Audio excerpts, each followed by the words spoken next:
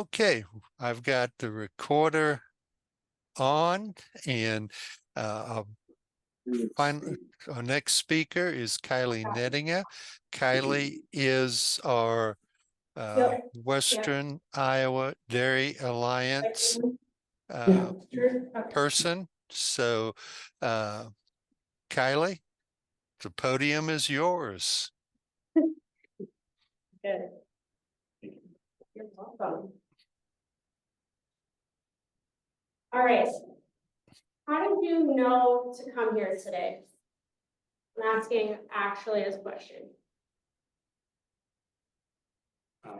Brett's my father. Okay, so there you go. Absolutely. What else? I'm one of the speakers. Okay. And you obviously had pre-renowned reasonings to come, correct? You probably had a flyer, you probably got an email, you probably heard it from somebody. Well, all of those things make up marketing. And whether you guys believe it or not, a lot of the things that you do on a day-to-day are marketing, and things over your life maybe have dealt with marketing. My name is Kylie Nettinga, and I, as Fred alluded to, I am the director for Western Iowa Dairy Alliance. And I want to talk a little bit about my background before we really get into this. So I want to start with this little girl right here on the left. That is me in 1995 with my dad and my younger brother, Cody. And I didn't realize it until I really sat and thought about this, but really I learned marketing at 3 years old. And here's what I mean by that. I grew up in a diversified operation. It's funny you guys have been talking a lot about Kelowna because that's actually where I grew up. I grew up outside of Kelowna, and I grew up with pigs, I grew up with sheep, I grew up with pugs, and about any other animal you could think of. We did have a few Jersey cows at one point to show at the fair. My first experience with marketing was actually our pug business, and we still do sell pugs to this day. And in that experience, I learned how to photograph, I learned how to post on our websites, and I learned how to do word of mouth marketing for our pugs. Fast forward a few years later, in 2015, I moved to Northwest Iowa, and I started a ag program at Western Christian just down the road here.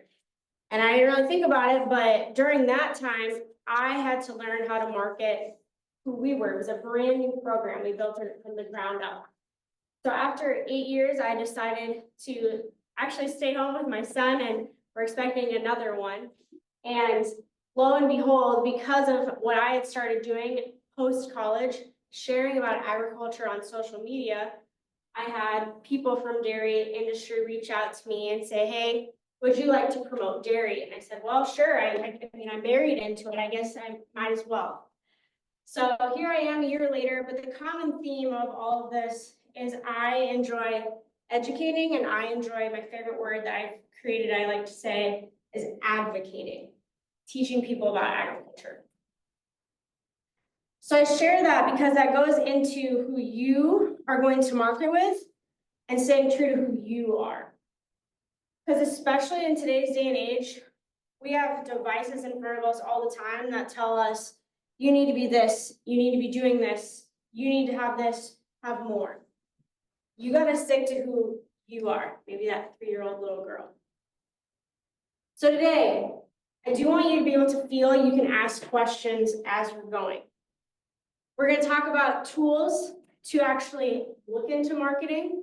We're going to talk about how to identify who your market is, how to enhance those market potentials with customers, create new and or old customers, if you will.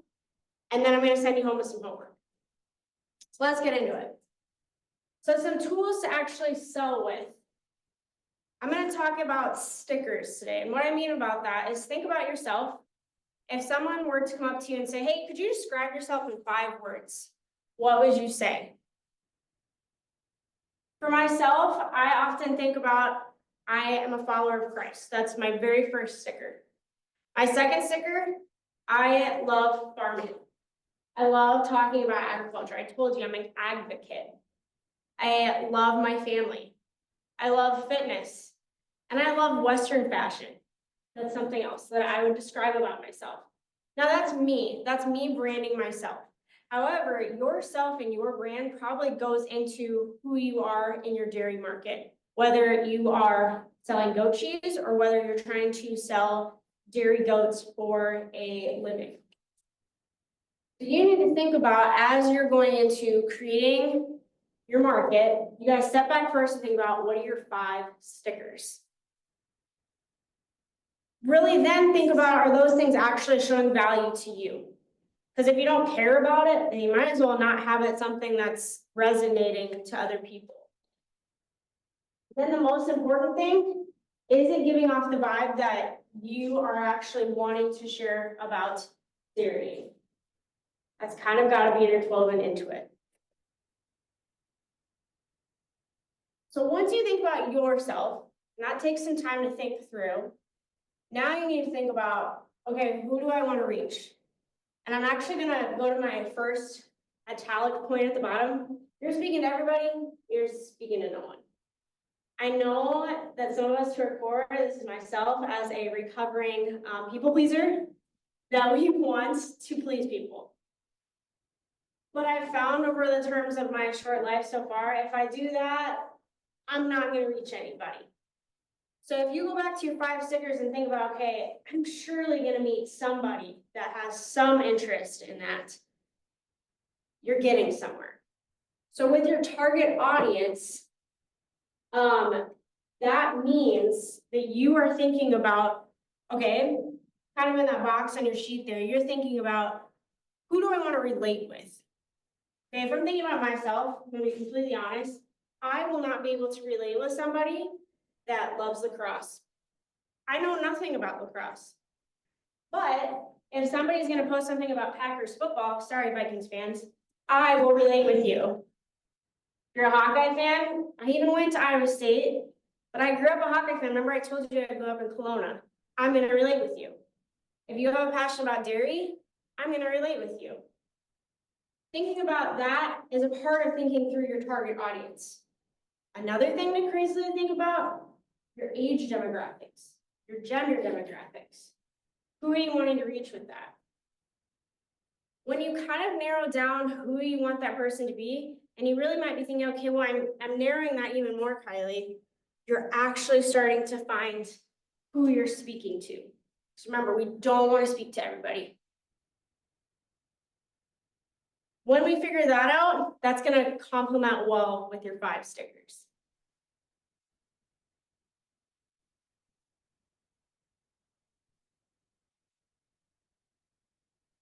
So the key point of the very first point, taking the time to brand yourself, it matters. It's important.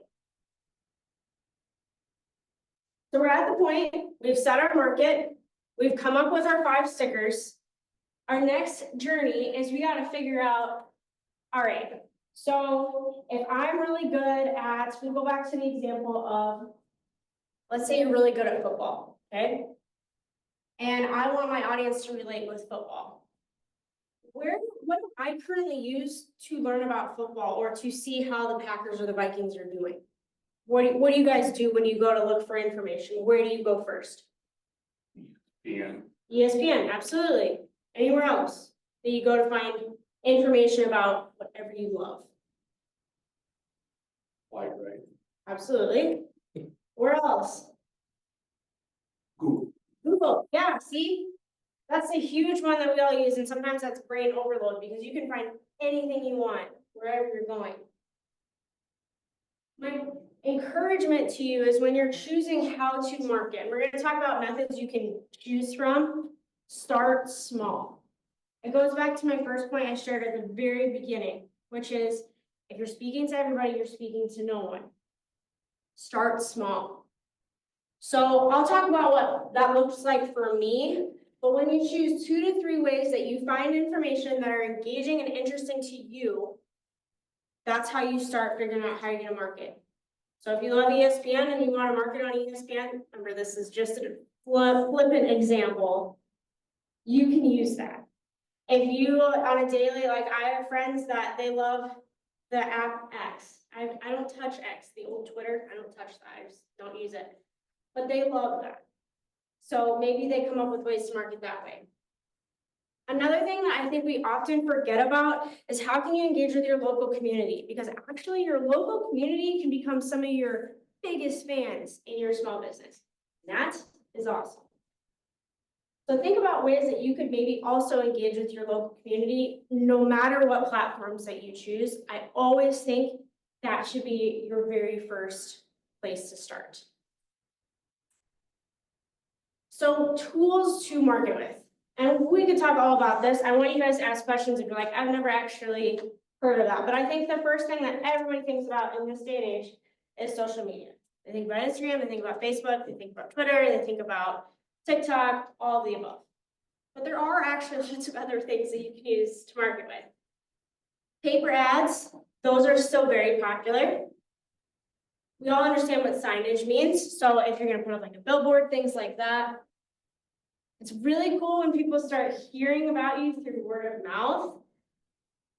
Email text marketing. I don't know if anybody's tried that, but that can actually be, that is a very popular one right now.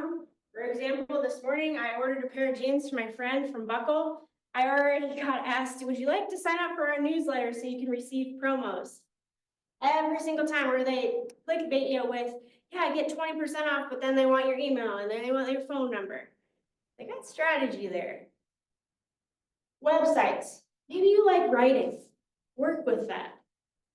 Influencer partnerships. That is really, you got to be going somewhere, I feel like. But some things that could look like, popular area for us, highlighted male that a lot of us know about. Eli Van Ginkel, plays for the Vikings. It's from Rock Valley, okay?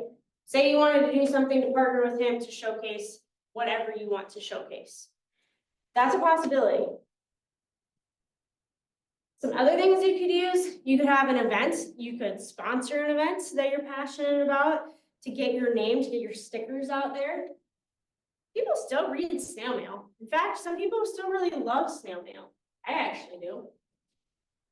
Radio, that used to be the name of the game, and it still kind of is to a point, but going on the radio, that can actually reach lots of people. And podcasting, if you love talking, podcasting might get your name out there. I'm going to skip over a few of these because I think you guys know what a lot of these mean. But when you think about, again, all of these different tools, I gave you a slide here of a bunch of them and another slide here of a bunch of them. Going back to what I shared at the beginning of this point, start small. If you take all of these in at once and try to start blogging, try to start posting on Facebook, try to start posting on Pinterest, start putting up blogs, try to put up signs in your town, you'll get overwhelmed, and that resonating signal of I'm speaking to no one probably start happening. And you'll burn yourself out, and your goats or your whatever business you're dealing with probably is going to get actually put to the back burner. So the whole point, whatever you choose, you need to be clear, consistent, and concise. This is actually the hardest part about marketing, is staying consistent. So that means, for example, maybe you're this person, and we all know somebody that does that. You create a, you know what, I'm just gonna use my example, myself. So I do have a blog. I started it before my son was born. I was doing pretty good, and my son was born. When was the last time I made a blog post? It was a year ago. I was not saying very consistent, but I'm trying to work at that, but it's taking time.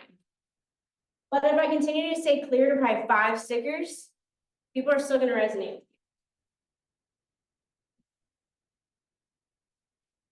So then with all of that, the background work, how are you going to collect information to enhance that you're making a difference? Seems pretty obvious, but here's a few things you can look at. Look at your ROI. Are you making money? Because we all know we need money to survive. However, that's not maybe the most important thing of all of it. The second idea you could look into is analytics. So for example, if you go on Facebook or Instagram, you go to your profile, there's a spot there that you can click on and you can see what time of day people are engaging with you. You can see what age range people are identifying with you. So there's different ways that way. With Western Iowa Dairy Lines, I can see how often people are opening my emails, but I don't do that. It's through a third-party source that I use, Constant Contact. Are people watching my content? That's an easy one. You can see if you make a reel or you post something, how many likes did you get? How many views did you get? That honestly is a really easy one. You can just pull it up on your phone. Everybody should be doing this no matter what business that you're in, historical comparisons. How are you doing compared to last year, last month? And then lastly, search engines or website built-in third-party extensions. Those also can really help you if you really are struggling to have time to look into, am I making an impact? So then the last thing that you're looking into. So at this point, created our 5 stickers. We've identified our target audience. We've chosen a few things to market with. Now, how am I going to make sure that my customers that have been repeat, they're going to come back and or create new customers? I think the biggest thing that I remember as a kid, my mom is also a teacher, is she would tell us over and over again, if you don't have a relationship, you have no foundation. And I still live by that. So if you are going to try to continue to have customers come back, if you build a relationship with them and you're consistent and you're clear and you're concise, they're gonna come back. So I think the first thing you have to think about when you're trying to make people, or encourage people, I shouldn't say make, to come back and work with you, what makes you want to come back and work with X? What makes you want to go back to your favorite grocery store or your favorite store that, I don't know, you get your crock pot from? I know it's a really silly example, but seriously, what makes you go back for a product? There's a whole bunch of things that are listed on here. They're listed on your paper too about how to create a repeat and a new customer. But I mean, you guys can get creative on this. And again, don't pick everything. Choose only a couple things. Maybe you just start with this simple thing. This is something personally I'm trying to get better at. Telling people happy birthday. Shoot, guys, we're not in 3rd grade anymore. You don't get to see everybody's names across the back of the room when their birthday is. Go to Facebook, you gotta write it down. I'm trying to get better at that. Just telling people happy birthday, because that means so much. You could do the same for your marketing. Maybe you do want to do that clickbait thing where you're like, hey, I'll give you 20% off for your first buy, and then you can sign up for my email campaigns. You know what? Some people like that, and that's great. You could come up with some sort of loyalty program. So if you buy, for example, I buy our maple syrup from a from a company out in Vermont. Excellent maple syrup. Every time we order, she gives me like, hey, if you buy next time, you can take 10% off. But I think the main thing to think about in all of these things that you could do to create that repeat customer, are you still being consistent to your target audience? This is constantly something you have to come back and think about, because if you're not, you're going to go back to, oh, I'm speaking to everybody and getting nowhere. So then the new customer, getting somebody to come new and fresh to you, this could look very different no matter where you're at. Let's say you have a storefront you want them to come to. You do have to go back and think about, okay, do they know where to go? Do they know what you offer? Once they get that, then that's going to hopefully encourage them to want to come. But we do go back to the 3 C's. Are you clear? Are you concise? And are you consistent? Here's another super easy one that I see all the time. And this is not to say that these people aren't trying. This is more so to say, if you have a website and you notice that nobody's coming to it, maybe take a step back and ask a third party or ask your third cousin, do you even want to look at this website? Is it pretty? Like, what's wrong with it? Because I see that all the time. People, sometimes their website is what actually cripples them, especially if they're going to do online sales. Now, if you're going to do some more like put in newspaper ads and you're not somebody that's good at designing stuff to put in a newspaper, have somebody help you. For example, my sister is she's a designer. She designs things on her computer. I have her do stuff for me, like our family's dairy. She's making the logo. She's good at that. If you can afford to have somebody do that for you, that's awesome. If that's not your jam, maybe you need to find another way to market. Again, I could talk about all of these more in depthly, but I think you really have to go back again to thinking about, am I still hitting my target audience? Here's a couple other things, but one I do want to talk about that I mentioned at the very beginning about your local community. Is there an easy way that you could connect with your local community to share about what you do? Because your local community is probably going to be your biggest fans. So could you go to a farmer's market? Could you host a day at the farm? People love to see where their food comes from. We're definitely in that day and age. So think about that as well, other than thinking about anything that could go on the internet or anything that could go on the paper. Key takeaway from that point. If you're going to stay true to your brand, clear, concise, consistent, 5 stickers, your target audience, customers will come, promise. So, as you leave today, as we engage with some questions, if you have any, you got some homework to do. It's on the back of the sheet there. First of all, figure out what your 5 stickers are. Figure out what makes your farm or you. You can add you in there. I mean, you're running the farm, aren't you? Add that in and make that who you are. Think about who are the people I want to connect with. Like I told you, I'm sorry, I'm not going to connect with somebody that plays lacrosse. I don't get it. I don't know how to play lacrosse. Thirdly, choose 2 to 3 ways that you're going to market with those things in 2025. Start small. Please don't feel like you have to do all of it at once. 4, figure out a management plan on how you're going to track your success. This is actually more important than I think we like to say. However, we get busy and I get it. And then lastly, do you have any methods that you're going to try to implement to create repeat customers? No matter what, guys, you have to build a plan. I think we've all heard the quote, if you fail to plan, your plan will fail.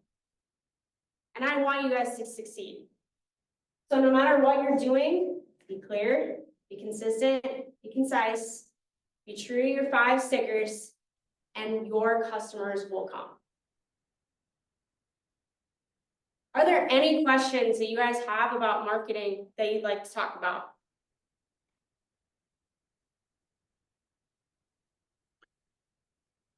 Kylie, I'll fire one question in there. How broad?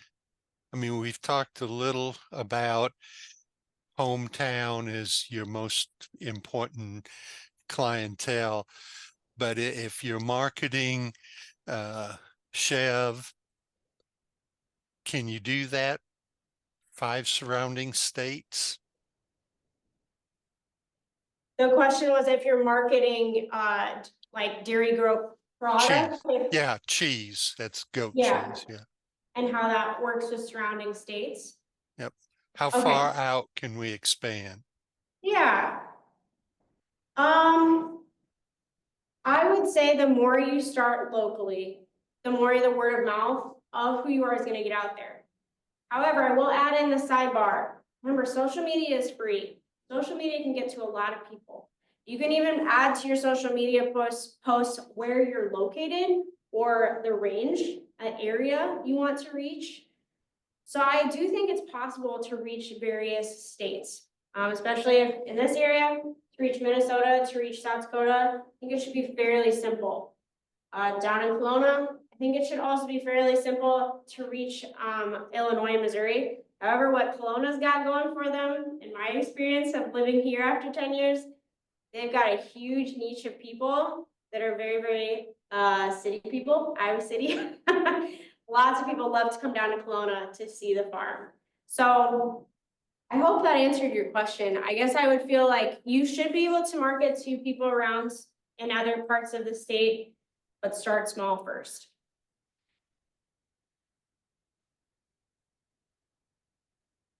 Any other questions? Kylie, thank you for the presentation. A lot of really interesting information that I hadn't thought about, but it sure will make me look at promotion a little differently. I know that. Thank you. And Thank you. Thanks, guys.